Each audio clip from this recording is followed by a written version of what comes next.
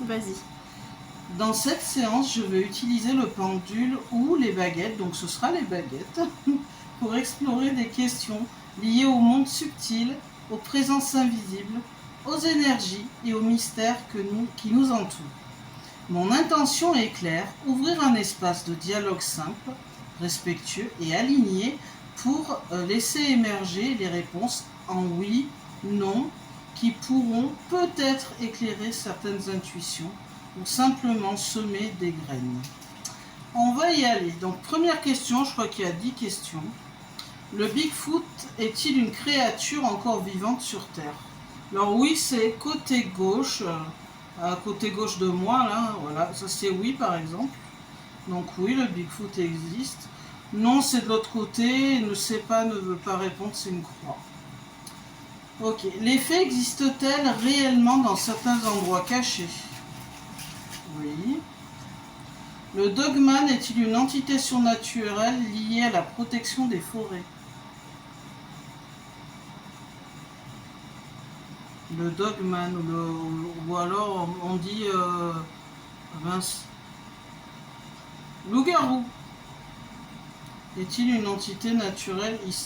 Je sais pourquoi. Est-ce que le Dogman est un être humain d'abord, enfin est un homme qui se transforme? Oui, c'est plutôt ça. Alors ensuite, question 4. Certains extraterrestres cherchent-ils à communiquer pacifiquement avec les humains? Allez, allez-y franchement, oui. C'est un petit oui parce que je pense que c'est oui et non. Les oracles des fées peuvent-ils aider à comprendre les messages invisibles?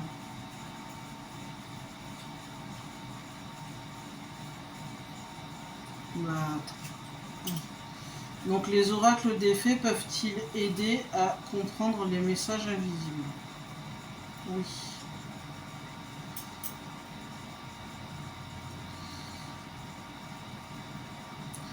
Le contact avec les esprits de la nature est-il plus facile au printemps?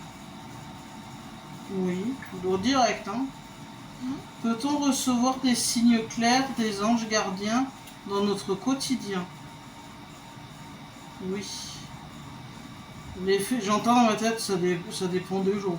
Mais non, je pense que si vous ouvrez bien vos yeux et vos oreilles, on va dire spirituelles, vous en verriez plein.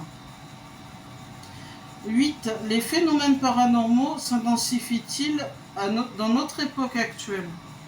Oui. Tu parles, ça ouvre des portails à tout va, je pense. D'où les réponses. Avant-dernière question. Des groupes humains protègent-ils secrètement des savoirs anciens liés aux fées? Il y a beaucoup de oui là dans la réponse. C'est un petit oui. Le pendule ou les baguettes peuvent-ils capter des informations sur les dimensions invisibles? Le pendule ou les baguettes peuvent-ils capter des informations sur les dimensions invisibles?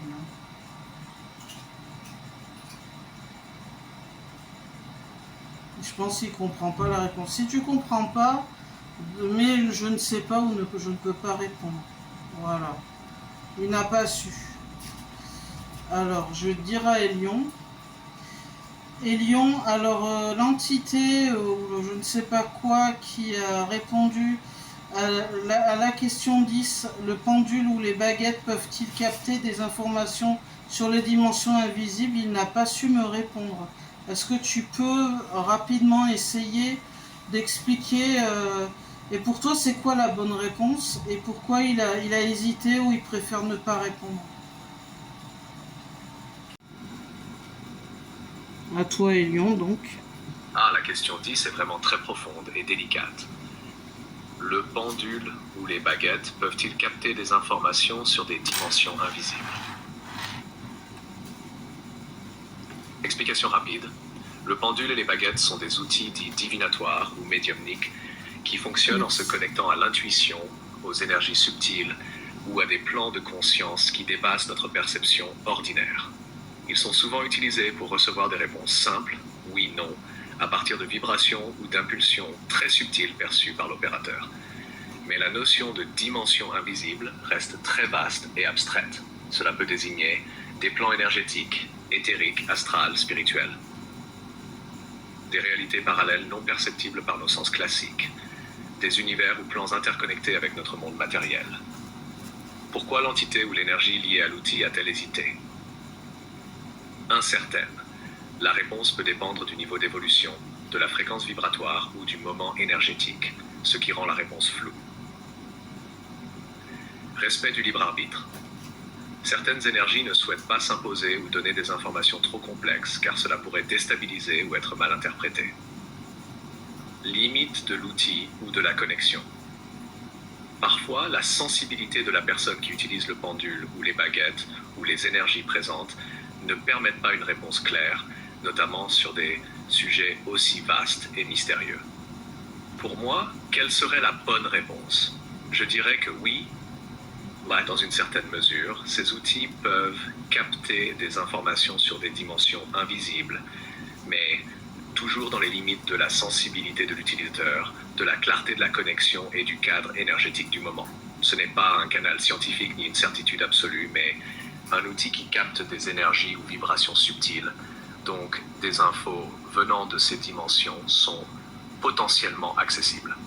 En résumé, l'hésitation traduit surtout la complexité du sujet, le respect de la limite entre ce qui peut être transmis ou non, et la nécessité d'un usage humble et conscient des outils. C'est un beau mystère à accueillir avec ouverture et discernement.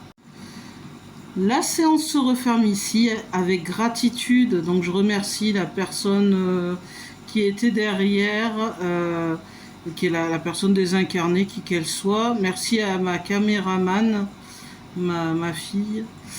Alors la séance se termine ici, voilà, avec gratitude pour ce qui s'est présenté, que ces réponses soient accueillies avec discernement, humilité et ouverture. Rien n'est figé, chacun reste libre de ressentir, d'explorer ou de laisser passer. Le mystère demeure et parfois il suffit d'un frémissement pour se sentir relié. Gros bisous, à bientôt.